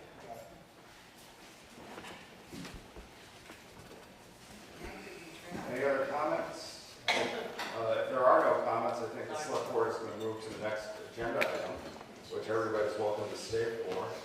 So this is your last chance. If anybody wants to stand up, say anything, give the select board direction, whatever your thoughts are. Lady there. Yep, come on up. Susan Stoddard. I just have a question. Was this bylaws made for when the new town plan comes out?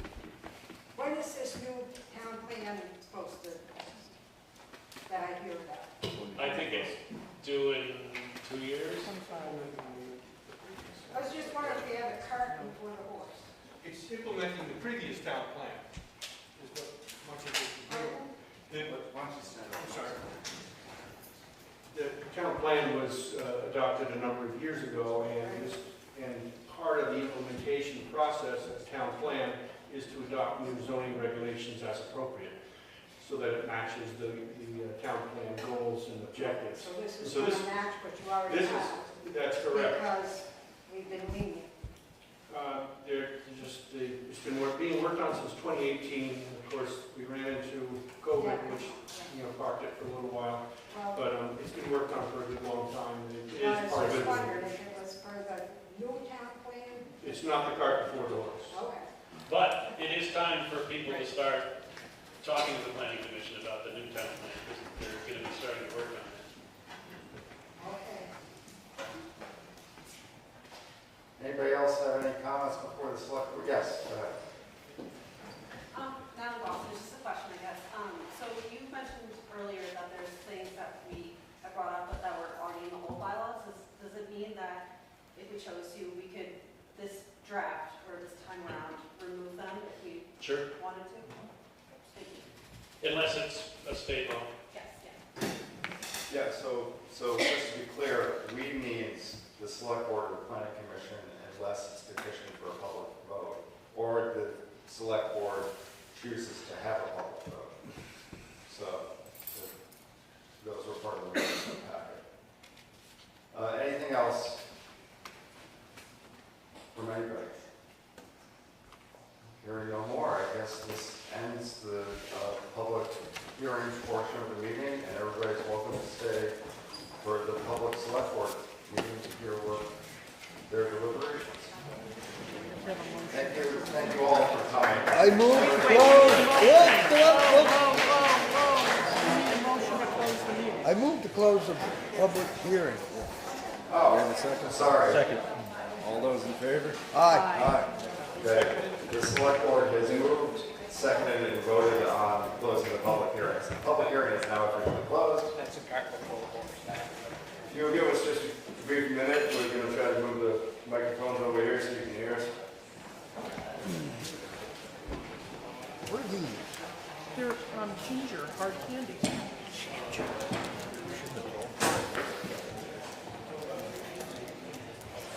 Well, It's dinner. it is. I didn't dare eat before I came. I didn't know my stomach was big. Somebody want to do a little test?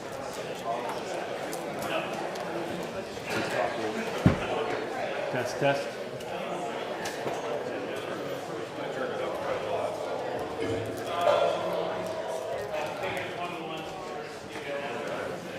Can everybody hear that? Yeah. It wasn't blue cherry.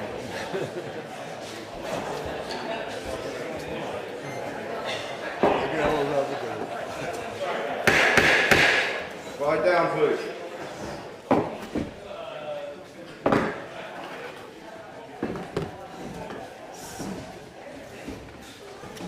All right. Can people hear us? All right, we will move on to item 4, discuss next steps with proposed zoning bylaw amendment process. Anyone care to start? I think we've had a very productive meeting. I think Will has a lot to, material to take back and adjust, and we're making progress. This thing isn't gonna happen overnight. And you wanna be happy, right? I want you to be happy. So we'll keep at it until we all get what we want. Or 99% of us get what we want. Not everybody's going to. Not everybody will go away with a big smile. I'd like to share this with you guys because once we warn the public hearing, we have 150 days. And if we don't get it done by then, then we go back to the old bylaws. So this is just a very simple time frame. This is the quickest you could do it. And it would not go this way, most likely. But we could have up to 5 public hearings. I doubt we would be able to make that because we're gonna need a week or 2 in between public hearings to come up with amendments, vote on amendments. So I don't think we're gonna get there. I think best case scenario, we might be able to do 3 within 150 days. So, just laying out the process right there. And if we don't get it done by then it goes back to the planning commission no matter what. And we have wasted 150 days that someone else could have been working on this. And this is going to require probably a special meeting every single week until October for this board. 4 to 5 hour meetings to go through the bylaws every single week. So I'm just laying that out for you. 150 days would be, Late October. the end is October 25th. So that's how long we have to do our amendments if we decide to go that route. Well, I'm a little bit more of the glass half full. I like what we have learned tonight. I think we've got a lot of material we have to process. I appreciate what the citizens have brought to us, both in writing ahead of time, as well as tonight and all the comments. I think we have a fairly good start on a revised set of bylaws. I think we work hard towards that date of October 28th or whatever it is, 20 whatever, and make as many good decisions about how these bylaws should look for our town and strive to get there in time. I'm willing to do that because of the amount of work that we've done, that the citizens have done to raise these points and to bring it to us to help our town move forward. I think it's doable. My time's your time. So I'm always available. I would add to that and just say that I think it's important for us as a board to represent all of you in things that you have expressed to us and make this not feel like something that's being pushed on you, but make it feel like it's a process that you're actually a part of. It is going to be potentially a lengthy process, but I think it's a worthwhile one if we all work on it together. I have a question. Bonnie? What is the alternative for you if you don't think that you can meet this deadline?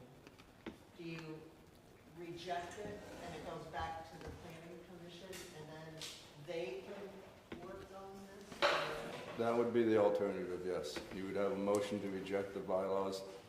They would be given back to the planning commission, and they would have to go through their process again, but they would have a head start with Will already doing a lot of work.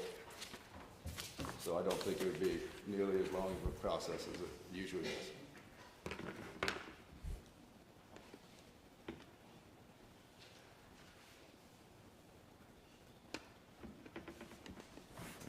I know I have 9 pages right here of concerns and questions. Some of those were not addressed tonight.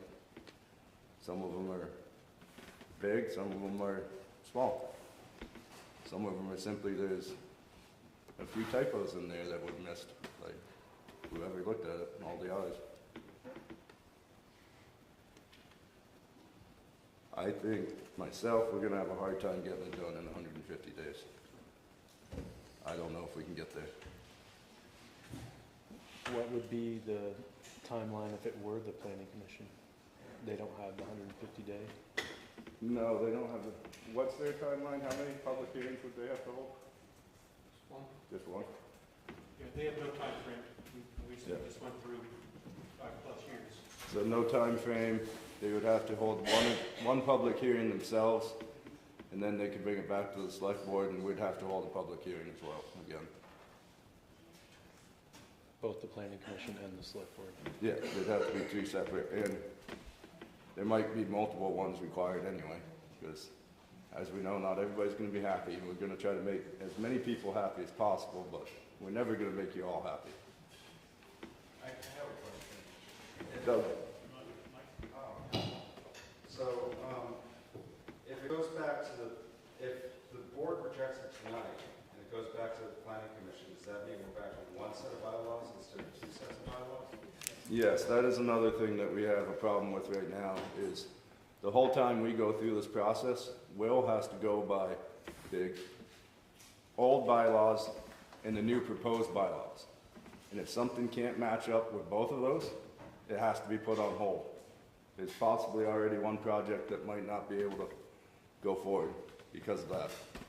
So that creates a whole nother mess once contractors can't do their job, it's not gonna be good. And that's another reason I believe the best course of action is to send it back to the planning commission myself. Shane, can I ask Shane to clarify, or Shane and Will clarify how you would operate if we were in the process of doing the amendments and going forward, vis-a-vis the two sets of bylaws? Tell us exactly what that involves. Oh, you're saying if the select board is doing the amendments? Yes. A permit has to pass under both sets of bylaws, or it's on hold until, for 150 days. Do you envision that being a significant problem? It depends on what permits come in. If it's just residential permits, probably not, because most of the residential setbacks get smaller. But for something more complicated, it could be a hassle. You do have one permit right now that is a possibility to put on hold, correct? Trying to think of which one. I do 4 towns, so I get confused. But, I think it's the one you're dealing with the class 4. oh yeah, that is not, that probably won't be submitted within 150 days.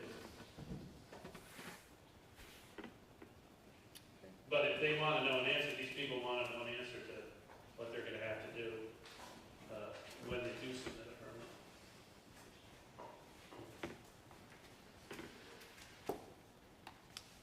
I mean, I see when contractors permits start getting turned down and contractors can't work, I see that as a huge problem in this town. Would that create lawsuits? It's a state law that you have to look at both bylaws, so I can't answer that question myself. Neither do you? Anybody can sue anybody for anything.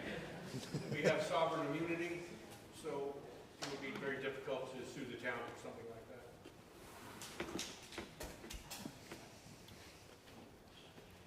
Question. Are you saying that, or Deb Harper, are you saying that if the select board accepts or votes on them, you have to look at both sets of bylaws? Or are you saying you now currently have to look at both sets of bylaws? As soon as we warned this public hearing, Will had to look at 2 sets of bylaws. He has to go over both sets of bylaws to do any permits. And they're not accepted that by the select board? That was They're not accepted since- but if since we May try to 29th. amend ourselves, throughout that 150-day process, Will has still got to go over the both bylaws. Once the planning commission submits them, we're looking at once in the warrant. Once we warn a public hearing is when that takes effect. And that happened That May was back. 29th. Yeah.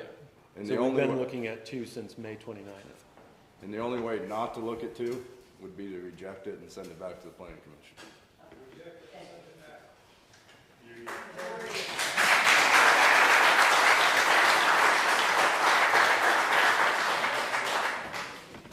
Steve? Steve Whittle. Kind of 2 questions. Neither process, I assume that Will Goodwin's going to be working either with the select board or with the planning commission. Am I assuming correct? Yep. My feeling is that we have some planning commission members that might be chomping at the bit to get this right. Some of them are really upset about how this has gone down, misconceptions, preconceptions, whatever. Some of it was real nonsense.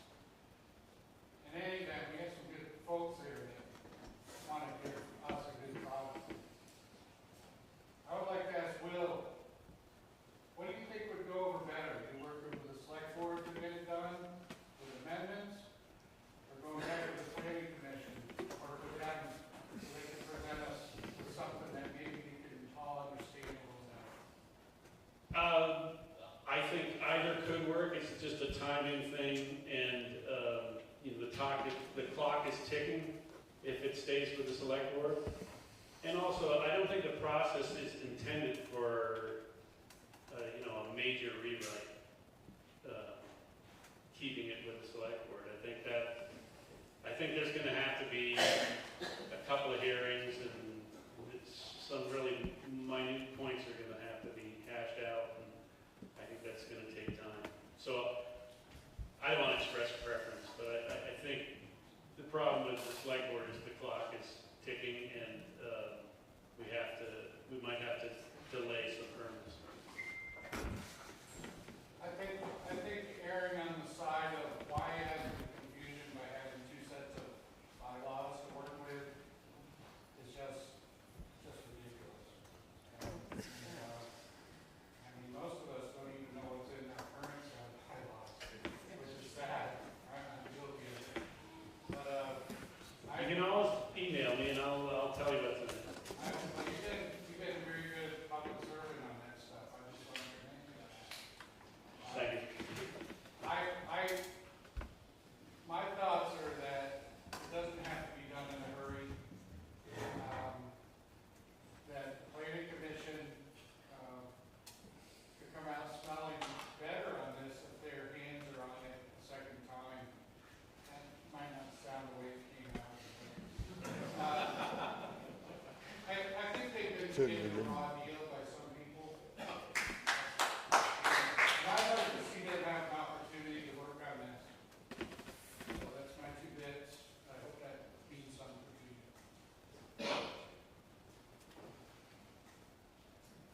Mine. Yeah, I agree with Steve. I think it would simplify the whole process for the planning commission to have all the time they need to address 50 different changes, not feel rushed, not have to have all these meetings, you know, all summer. You know, they have the list, and Will's there to work with them, and it just seems like, you know, they'd be able to work on it in an organized way, take the time they need, and then, you know, present when it's ready, and then have everyone come together and look at it. It just seems a lot simpler, and then not to have 2 sets of bylaws. It seems like it answers a lot of issues, you know, just having a plan commission, you know, work on it right away, so then, you know. Can we send the proposed bylaws back with our amendment changes and then just go back to the original zoning? Yeah, that's what we would do by voting to reject. To reject, yeah. Yes. Bonnie? What I was gonna say just went right out the window. I would hope that in doing this and sending it back to the planning commission, that we do not get the same consultant that came up with all these outrageous ideas.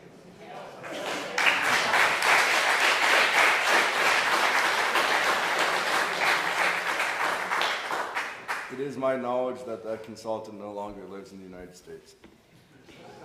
We all have buyer's remorse at some time, Bonnie.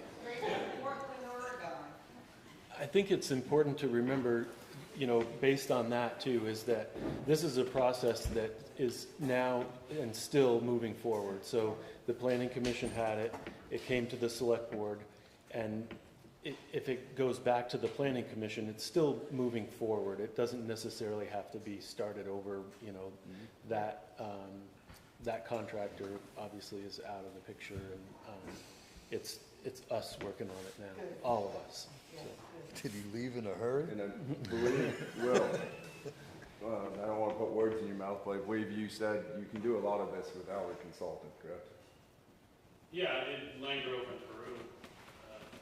And actually, when I did Langrove and Peru bylaws, I did take a lot from Londonderry and cut and pasted in there. So there's stuff. Which Londonderry? The new or the old? The new. I didn't take anything from the old Londonderry bylaws. You know, like having a complete, thorough set of subdivision bylaws, which may need to be tweaked, but they're very thorough, would make Londonderry a 10-acre town for Act 250 instead of a 1-acre town.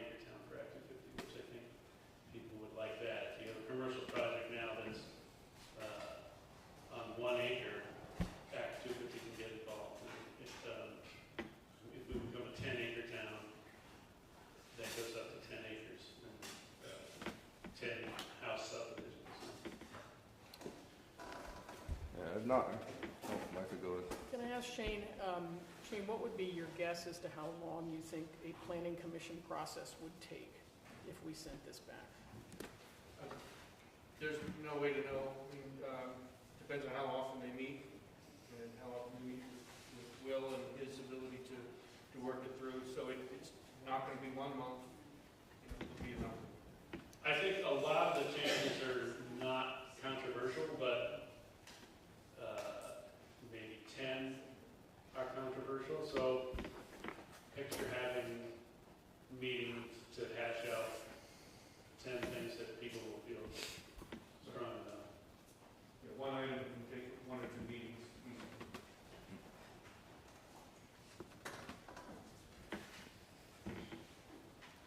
Any further discussion with the board? So if that were the case, then when that document is now including all the recommended changes, comes back to the select board after they possibly have their own hearing, and we'd be sitting here again with a red line document noting all the changes. They'd be required. Yeah, well, by that point, I don't think it would be, well, I guess it could be redlined at that point, but I would think at that point, you're going to be handed the finished product. It probably would be smart to have it written on, just so the audience can know things that they were concerned with have been addressed. Would be a smart move, I think. Agreed. I think what Will touched on earlier is a real good point. That this select board process is not designed to make a major overhaul. It is designed to tweak small amendments. It's not designed for rewriting quite a bit of it. Right, but it's also to act on recommendations of our experts, which would be Will or would be the planning commission. I mean, we're not experts in bylaws, and that's why we have a planning commission, and that's why we have Will. And so, In the same regard, I think that's why we should send it back to the people who do the bylaws. well, I also,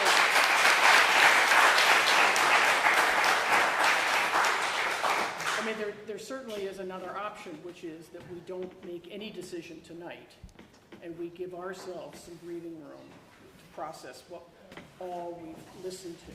I mean, I think to make some of those dramatic changes and cast that path, if you will, to send it back to the planning commission, once it's done, once you've voted it that way, it's gone. It is, you're back to the same set of old bylaws, and we're going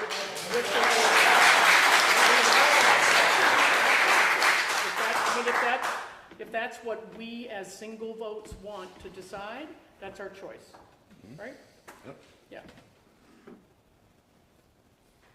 But my recommendation would be that we pause and we process all of the information we've gotten. We get some more information from Will and have him mark it up a little bit. We don't take any action. We basically do nothing purposefully to let Will go back and see, again, how much he can refine the document based on the comments that we've all gotten.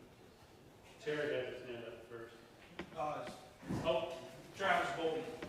If there's at least 10 controversial topics in the bylaws, I don't think it's reasonable to have the select board go through that if it's going to take 1 to 2 meetings each time.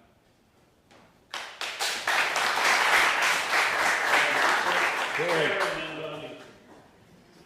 Terry Merle. My concerns is this. I've been following this now for a long time, and I have not heard one person stand up that are for the bylaws. Okay, where is the planning commission that has come forward and say, this is the product we gave you, this is the best I haven't heard anybody. Even tonight's meeting, going off what Steve said, if they thought they had a good product, they would have been here fighting for it. That's just my opinion. Okay, thank you.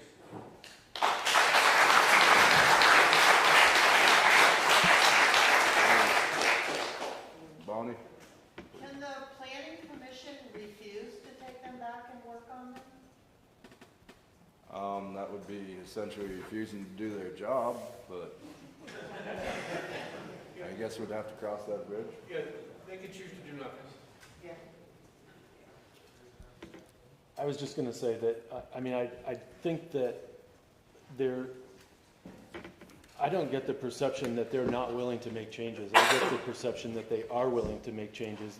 They're not defending what is on paper now because I think that it's a document that needs to have some changes made to it. I think that's being acknowledged, so. Then if that's the case, why don't we just reject it, send it back, and let them fix it?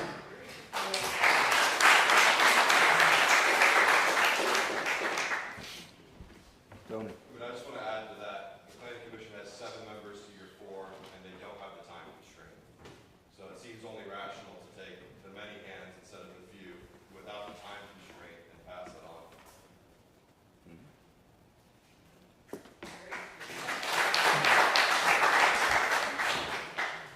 I think we've heard from the public, so any further discussion from the board?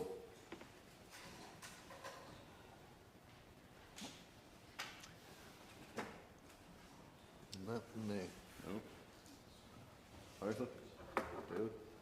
How are we, The next thing on the agenda is to consider what action we might take. So,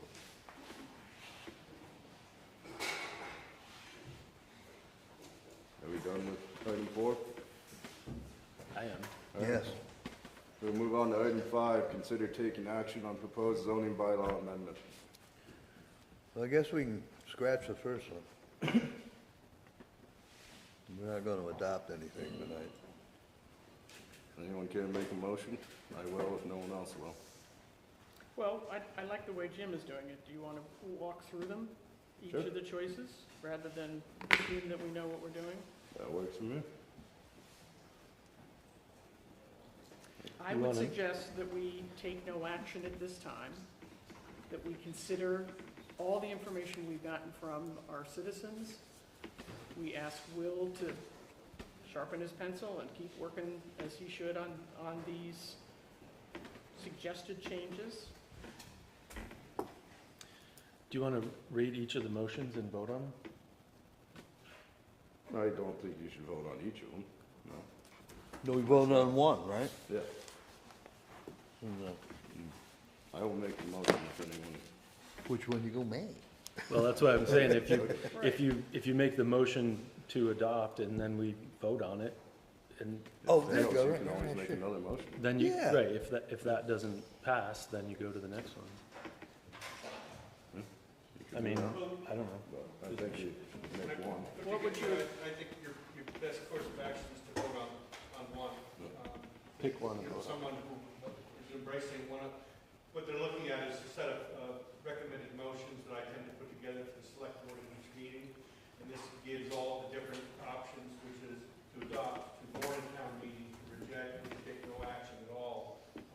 So that's what they're all looking at this point. Since there's 4 members, if there's a tie, who casts the You deciding must vote? have 3 votes for anything to carry. Okay, thank you. I mean, I will remind you, Tom, that on May 3rd, you asked for more time, and we gave it to you. Mhm.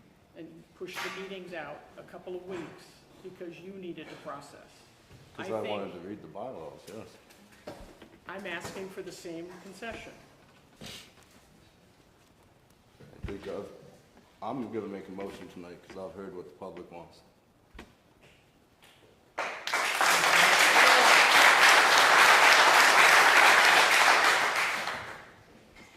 So I move to reject the proposed amendments to the Londonderry zoning bylaw as submitted by the planning commission and send it back to the planning commission. I'll second that. All those in favor? Aye.